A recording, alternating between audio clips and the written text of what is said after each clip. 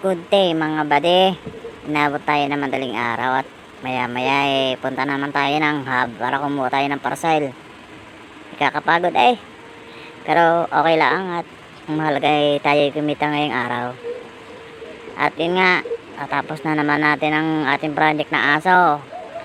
Yung aso na parang taga dito lang sa amin, lagi nakatahol. Ewan ko ba sa taong yun. At yun lamang po, PM lang po kayo. Ronald Lapemia po. Tattoo, yun lamang po. Maraming salamat. Brr, brr.